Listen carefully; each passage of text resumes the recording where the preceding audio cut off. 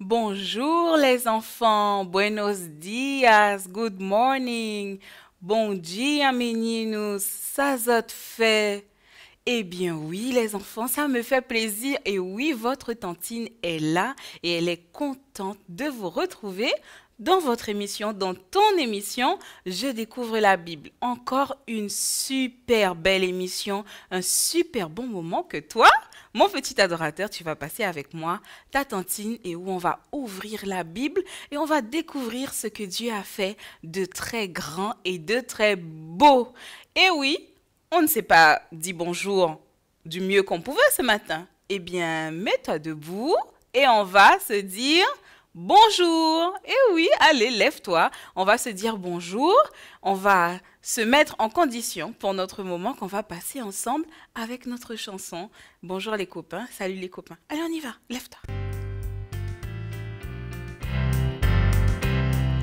Bonjour, bonjour, nous sommes tous ici. Bonjour, bonjour, tu es là aussi. Bonjour, bonjour, nous sommes tous ici. Bonjour, bonjour, tu es là aussi.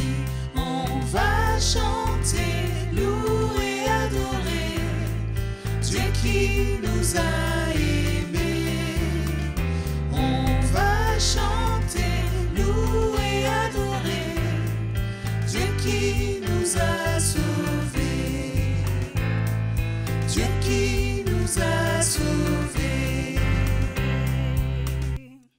Et oui, je sais qu'à chaque fois je te rappelle que Dieu nous a sauvés. Mais ça, c'est une réalité et c'est une très très belle et bonne nouvelle, une grande nouvelle, parce qu'il n'aurait pas pu faire cela s'il n'était pas grand, s'il n'était pas puissant. Et oui, parce que c'est le Dieu au-dessus de tous les dieux. En dehors de lui, eh bien, il n'y a pas de Dieu qui soit aussi grand que notre Dieu. Tu veux chanter ça avec moi? Je suis sûre que tu la connais. Si tu la connais pas, c'est pas grave. On va la prendre, on va faire des gestes. On aura l'occasion de la chanter encore une fois dans nos émissions. Mais là, moi, j'ai envie de t'apprendre cette chanson et j'ai envie que tu la chantes avec moi. On y va! Mon Dieu est si grand, si fort et si puissant, rien n'est impossible à mon Dieu. Mon Dieu est si grand, si fort et si puissant, rien n'est impossible à mon Dieu. Les monts sont à lui, les mers sont à lui, les cieux sont sa création. Mon Dieu est si grand, si fort et si puissant, rien n'est impossible à mon Dieu. Mon Dieu est si bon, si tendre et si aimant, rien n'est comparable à mon Dieu. Mon Dieu est si bon, si tendre et si aimant, rien n'est comparable à mon Dieu. Il m'a tant aimé, il m'a tout donné, je veux le remercier. Mon Dieu est si bon, si tendre et si aimant, rien n'est comparable à mon Dieu.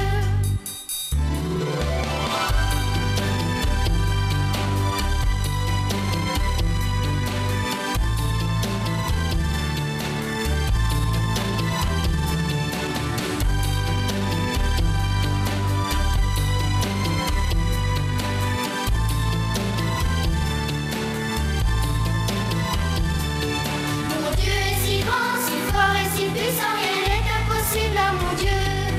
Mon Dieu est si bon, si tendre et si aimant, rien n'est comparable à mon Dieu.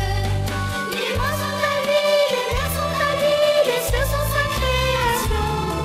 Mon Dieu est si grand, si fort et si puissant, rien n'est impossible à mon Dieu.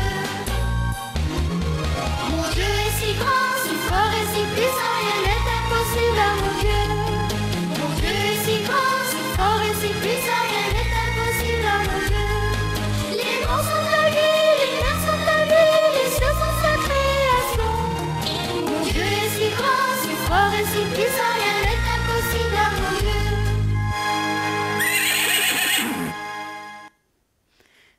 Et oui, notre Dieu, il est grand, fort et puissant. Et c'est parce qu'il est grand, fort et puissant qu'il est venu sur la terre. Vous vous souvenez, on a vu tout le long de toutes nos histoires que Jésus est venu comme un bébé, il est descendu du ciel, il est venu comme un bébé, il a grandi en stature, en sagesse et en grâce, jusqu'à devenir un homme.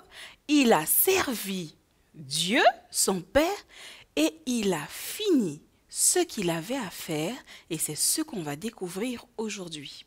Souvenez-vous, la fois dernière, on a vu qu'il a vécu des choses difficiles, n'est-ce pas? Et c'était pour toi et pour moi. On va voir aujourd'hui comment est-ce que les choses se sont passées et comment est-ce qu'il a réussi à accomplir sa mission. Allez, viens avec moi.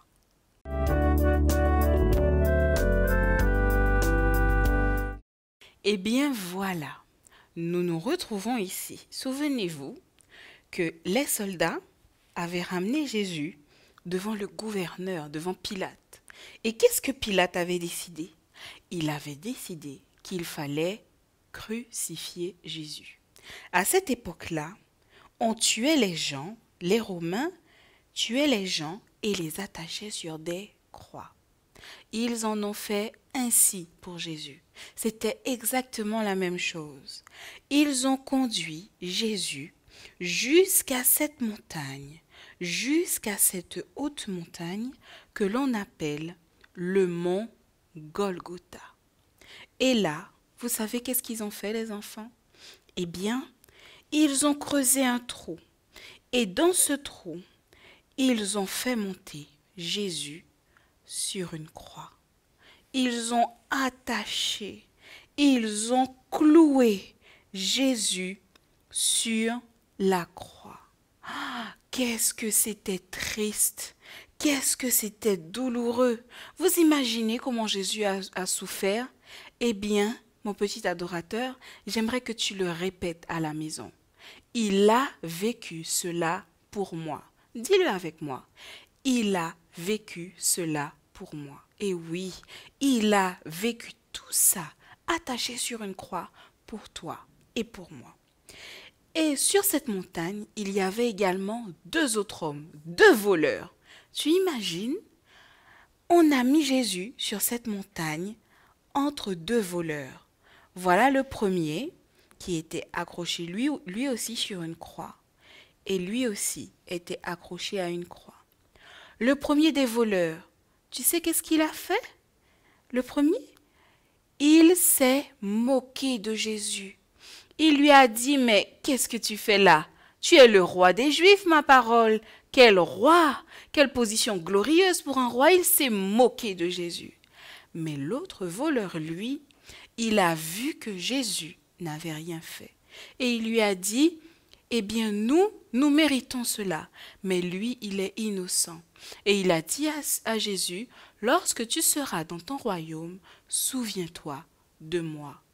Cet homme, il avait compris que Jésus était innocent et que tout ce qu'il avait fait, tout ce qu'il avait fait, c'était pour notre bien et qu'il n'avait pas mérité de mourir comme ça. Il y avait d'autres personnes à cette crucifixion. Tu te souviens de ces messieurs? Ce sont les chefs religieux. Eux aussi, ils étaient là. Et eux aussi, ils ont vu et vécu la crucifixion de Jésus. Ils étaient en train de le regarder, de le pointer du doigt et de lui dire « Ah mais cet homme, il a sauvé plein de personnes, soi-disant, il a fait plein de miracles. Eh bien, pourquoi est-ce qu'il ne peut pas se sauver lui-même » Tu imagines, mon petit adorateur, alors que Jésus était en train de souffrir sur la croix, eh bien, ces hommes étaient en train de dire qu'ils n'étaient pas capables de descendre de la croix. Et pourtant, Jésus l'a fait parce qu'il nous aime. Il a vécu cela pour moi, oui. Et voilà que la foule s'est aussi assemblée. Tous étaient venus pour voir comment Jésus, cet homme qui avait fait tant de choses, eh bien, il était maintenant sur une croix. Ils étaient là en train de se moquer de Jésus sur la croix. Et Jésus, lui, il souffrait. Tu te souviens qu'il était très angoissé? Eh bien, son angoisse était encore très grande. Mais à ce moment-là, il a fait une chose qui est formidable. Il a regardé la foule qui était présente. Il a regardé toutes ces personnes qui avaient un cœur animé de choses méchantes. Et il a fait une prière à Dieu. Et il a dit, Père, pardonne-leur. Pardonne-leur, mon Dieu, parce qu'ils ne savent pas ce qu'ils font. Tu as vu comment Jésus, il est amour? Il a vécu tout cela pour moi. Et oui, alors que la foule était là et qu'ils étaient tous en train d'attendre que Jésus meure, eh bien dans le ciel, alors que le soleil brillait, il était aux alentours de midi. Et tu sais qu'à midi, le soleil, il est très fort, il brille très fort dans le ciel. Et à ce moment-là, Jésus mourut. Et lorsque Jésus mourut, le soleil disparut du ciel. Et tu sais ce qui arriva? Il y eut des éclairs dans le ciel. Il y avait des éclairs partout dans le ciel. Les gens commençaient à avoir peur. Ils ont commencé à s'enfuir. Ils ont commencé à courir partout parce qu'ils avaient peur. Ils ne savaient pas, ils voulaient se cacher. Ils ont eu peur. La terre s'est mise à trembler. Les soldats se sont retrouvés au sol. Tant la terre tremblait, ils se cachaient car ils avaient peur. Ils ne comprenaient pas ce qui était en train d'arriver. Jésus était mort ce jour-là sur le mont Golgotha. Le ciel s'était obscurci, le soleil avait disparu, des éclairs ont traversé le ciel, la terre s'est mise à trembler. Tout le monde a eu peur, tout le monde a quitté la place, tout le monde a quitté le mont Golgotha et Jésus s'est retrouvé ici mort sur la croix. Et il a vécu tout cela pour moi, il a vécu tout cela pour toi et pour moi. Alors que tous avaient disparu et que certains des soldats étaient même restés morts sur le mont Golgotha, sur l'espace du mont Golgotha, eh bien, il y avait un homme. Cet homme était un homme relativement bon. Il s'appelait Joseph. Alors, il a décidé, cet homme, Joseph, d'enlever Jésus, de faire descendre Jésus de la croix. Et il a enroulé Jésus dans des rubans. Parce que tu te souviens, comme pour Lazare, à l'époque, c'est comme ça qu'on enterrait les morts. Il a pris le corps de Jésus, il l'a entouré dans des rubans et il l'a ramené dans son tombeau. Et là, Joseph a ramené le corps de Jésus dans son tombeau. Il a déposé le corps de Jésus dans le tombeau et en a fait rouler la pierre. Voilà, Jésus était mort ce jour-là sur le mont Golgotha et il était maintenant dans le tombeau. Tous les gens de sa famille, tous ceux qu'il aimait, et oui, Marie, Marthe, Joseph son père, ses frères et sœurs, tout le monde était triste, tout le monde était complètement anéanti par la mort de Jésus et tout le monde pleurait Jésus. Il s'est écoulé 3 jours et le dimanche matin, alors que le soleil se levait à peine dans le ciel, eh bien, les femmes se sont réveillées et elles sont allées jusqu'au tombeau. Elles voulaient voir l'endroit où le corps de Jésus reposait. Elles se sont approchées du tombeau. Et là, il y avait quelque chose de bizarre. Et oui, il y avait quelque chose d'étrange. La pierre du tombeau était roulée. Elles se sont demandé, mais alors qu'elles avaient les yeux pleins de larmes, parce qu'elles étaient tristes, pas vrai? Elles ont regardé ça, elles se sont vite essuyé les yeux parce qu'elles ne comprenaient pas. Comment ça se fait que la pierre du tombeau soit roulée. Mais c'est pas possible, il s'est passé quelque chose. Et là, 2 anges sont apparus.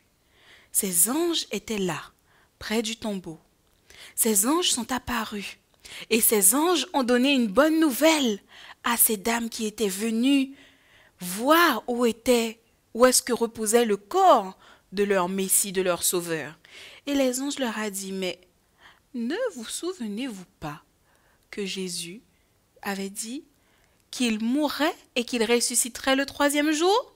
Eh bien, ne cherchez pas parmi les morts celui qui est comment? Celui qui est vivant. Et là, les femmes se sont senties en joie. Elles ont senti la joie les envahir. La tristesse n'était plus. Elles n'avaient plus peur. Elles n'avaient plus de peine. Et non, parce que les anges leur avaient annoncé la bonne nouvelle. Celui qui était mort est maintenant vivant, comme disait la parole de Dieu et comme Jésus lui-même l'avait dit. Et ces femmes se sont dépêchées. Elles sont reparties dans la ville. Ah, elles n'ont pas eu peur. Elles sont reparties dans la ville. Et là, les femmes sont parties parcourir la ville et à tous les hommes qu'elles rencontraient, à toutes les personnes qu'elles rencontraient, elles n'ont pas eu peur de dire que Jésus est vivant et qu'il est ressuscité. Elles sont parties et elles criaient, elles sautaient, elles hurlaient de joie. Et oui, Jésus est vivant. Dis-le avec moi. Jésus est vivant, oui. Notre Sauveur est vivant. Il n'est plus parmi les morts. Il est au ciel avec son Père. Il est venu réaliser ce qu'il devait faire. Parce que lorsqu'il est mort sur cette croix, ce jour-là, au mont Golgotha, il a pris sur lui tout ce qu'on avait fait de mauvais. Il les a pris et il les a laissés dans le tombeau. Il a laissé tout ce qui était mauvais dans le tombeau. Et il est remonté au ciel, retrouver son Père. Et là-haut dans le ciel, il fait des choses formidables pour nous. Il demande pardon à Dieu pour toi, pour moi, lorsque nous faisons les choses qui ne sont pas bien. Et ça, c'est une super nouvelle. Oui, Jésus est vivant. C'était une bonne nouvelle à l'époque pour cette dame. Elles étaient heureuses à l'époque que leur Messie, que leur Sauveur soit vivant. Mais toi aussi aujourd'hui et moi aussi aujourd'hui, c'est une bonne nouvelle pour nous. Parce que notre Sauveur, il est comment? Il est vivant. Dis-le avec moi. Jésus est vivant.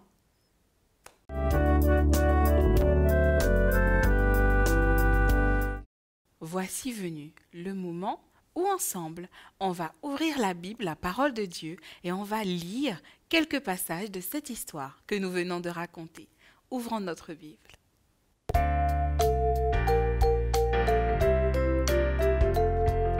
Jésus m'aime, c'est bien vrai, la Bible me le dit. B-I-B-L-E, B-I-B-L-E, B-I-B-L-E, la Bible me le dit. Jésus m'aime, c'est bien vrai, la Bible me le dit. B-I-B-L-E, B-I-B-L-E, B-I-B-L-E, la Bible me le dit. Jésus m'aime, c'est bien vrai, la Bible me le dit. B-I-B-L-E,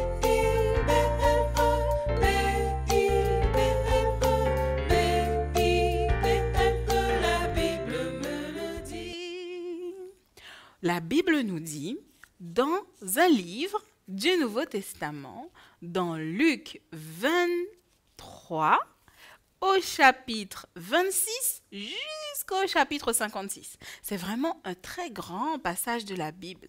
Et dans ce passage, on peut lire cette histoire qu'on a racontée tout à l'heure. L'histoire de la crucifixion de Jésus. On va lire ensemble quelques versets. On y va, on est dans Luc 23 au verset 26. Comme ils l'emmenaient, ils prirent un certain Simon de Cyrène qui revenait des champs et ils le chargèrent de la croix pour qu'il le portât derrière Jésus. Il était suivi d'une grande multitude de peuples et de femmes qui se frappaient la poitrine et se lamentaient sur lui. On continue un peu plus bas. On est au verset 32. On conduisit en même temps 2 malfaiteurs qui devaient être mis à mort avec Jésus.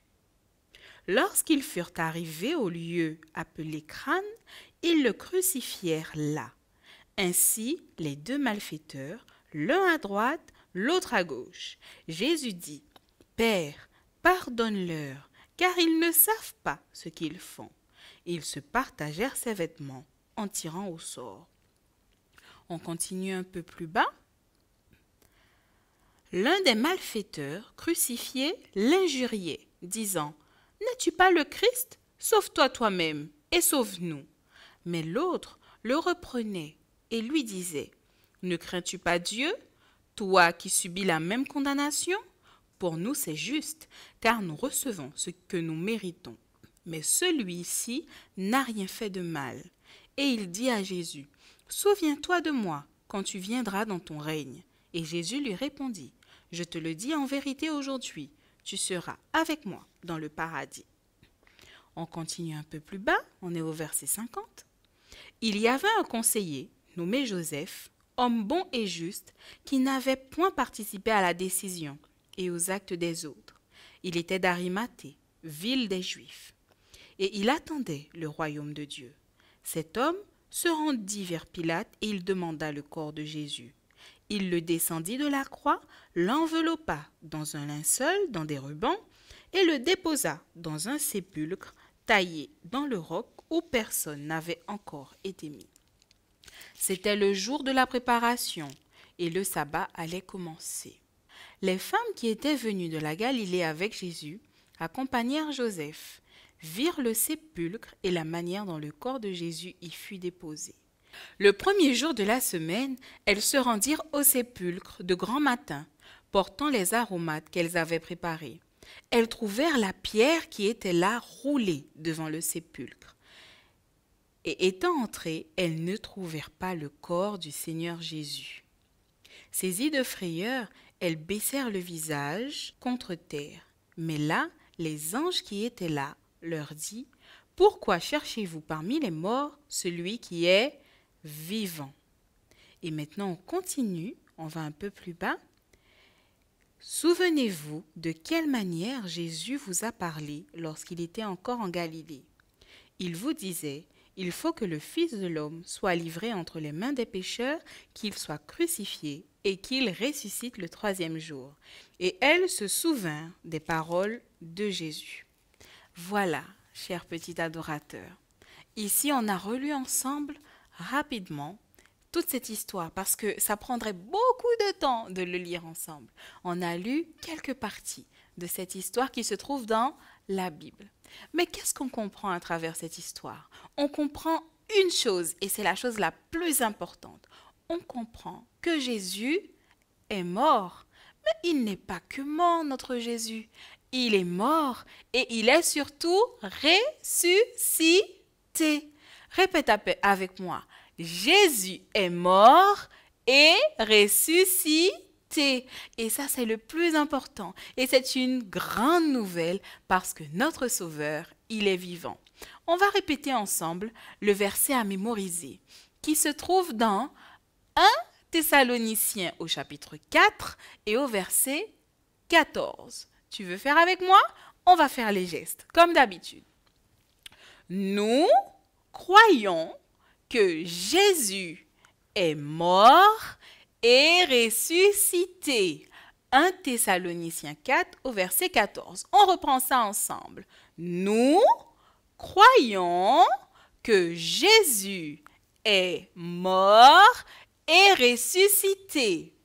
1 Thessaloniciens 4 au verset 14. C'est une bonne nouvelle, n'est-ce pas? Il faut que tu puisses garder en mémoire ces versets de la Bible qui nous parlent de cette grande nouvelle de notre Sauveur qui est vivant.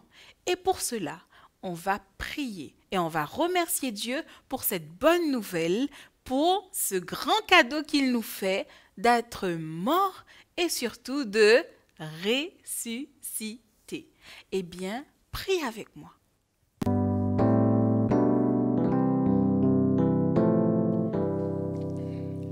Viens dans mon cœur, viens dans mon cœur, oui, viens dans mon cœur, oh Jésus, viens aujourd'hui et pour toujours, oui, viens dans mon cœur, oh Jésus.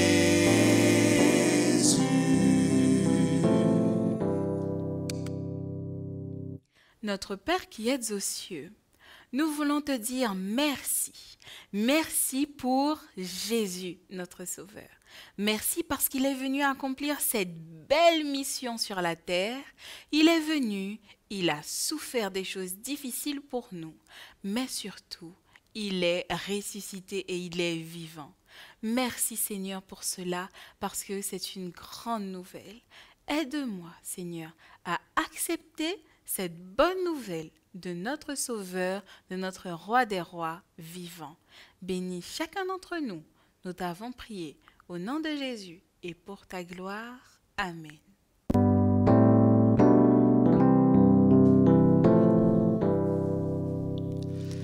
Reste dans mon cœur, reste dans mon cœur, oui, reste dans mon cœur, oh Jésus, reste aujourd'hui et pour toujours, oui, reste dans mon cœur, oh Jésus.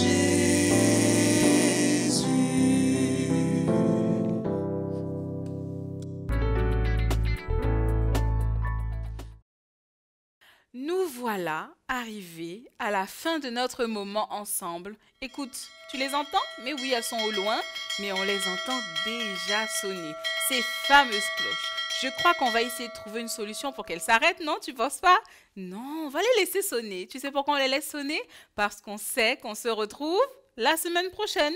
Si elles ne sonnent pas, on ne peut pas se séparer et on ne pourra pas se retrouver. Moi, j'aime bien me séparer et te retrouver parce que ça me met toujours énormément de joie.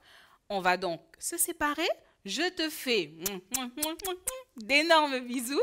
On se retrouve la semaine prochaine. N'oublie pas, comme nos petits adorateurs de la fois dernière, tu peux nous envoyer tes dessins, tes photos sur jedécouvre-la-bible@uagf.org et continue. N'oublie pas de dire à maman, à papa, tati, tonton, tes copains à l'école de regarder Espérance TV. Oui, parce que sur Espérance TV, il y a plein de bonnes choses pour tout le monde, pour les grands et pour les petits. Voilà, je te fais de gros bisous. J'aurais aimé être là pour te faire un gros câlin. Mais bon, comme c'est pas possible, on va chanter et on va se dire au revoir. D'accord? Allez, on y va. Au revoir les copains, au revoir les copines, c'est l'heure de se séparer. On a beaucoup appris, on s'est bien amusé. Au revoir, au revoir, au revoir. Au revoir les copains, au revoir les copines, c'est l'heure de se séparer. On a beaucoup appris, on s'est bien amusé. Au revoir. Au revoir, au revoir, au revoir, au revoir, au revoir.